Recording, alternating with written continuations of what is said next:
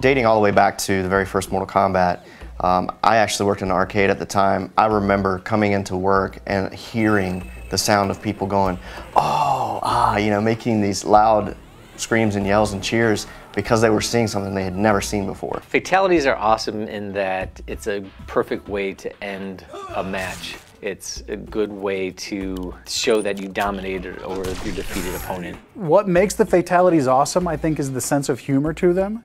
And I know it took me a while to get my arms around the mentality of them myself. And it's, you know, they're very graphic and very disturbing and disgusting, but there's an underlying humor to them that, you know, certainly is what defines my favorite ones. I think a lot of the casual players, you know, specifically pick up Mortal Kombat, are always looking up, you know, what are the fatalities, how gruesome they are, you know, even finding out, like unlocking them through the game and stuff like that. Initially, we try and come up with a brainstorming session, kind of get some ideas, or like think about stuff, and then we kind of all get together, kind of bounce ideas off each other a little bit, and kind of formulate one really great idea out of all of us. And from there, we do a couple practices, try to figure out the timing, things like that. We go in the studio, we shoot the actual motion. From there, we take the data, process it, get it into the computer, exaggerate it well beyond whatever we shot so that we get like this really great performance with all the gruesome, brutal things that people come to expect from Mortal Kombat.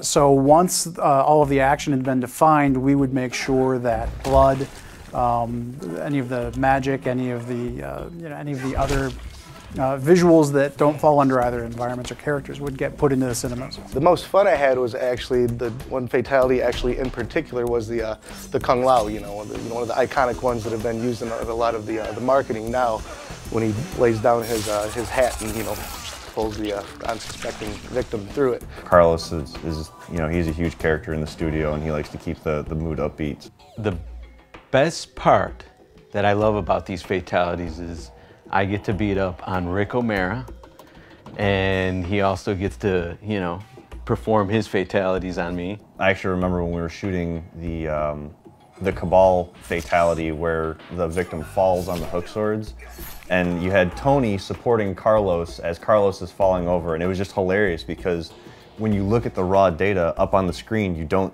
see Tony there, so he fell and it looked so perfect. It was hilarious.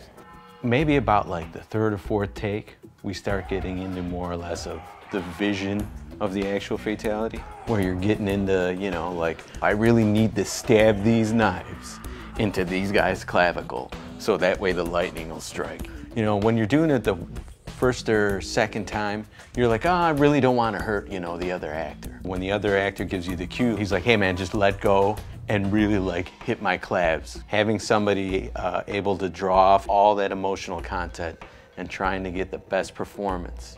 My role on fatalities was to make sure that once everything else was in place, that we had visual effects for the fatalities. So once all of the action had been defined, we would make sure that blood, any of the magic, any of the visuals that don't fall under either environments or characters would get put into the cinemas. Probably my favorite and most successful effects are the ones where we involve the most sleight of hand. The classic reptile fatality, getting his tongue to work, was one of those real coups. We use basically a beam, just an ability in the engine to draw a mesh from one point to another, basically attaching one end to Reptile's head and one end to the victim's head, and then introducing material-driven noise to that to make it seem as though there's an elastic tongue where really it's just a code-driven mesh that's going from one point to another.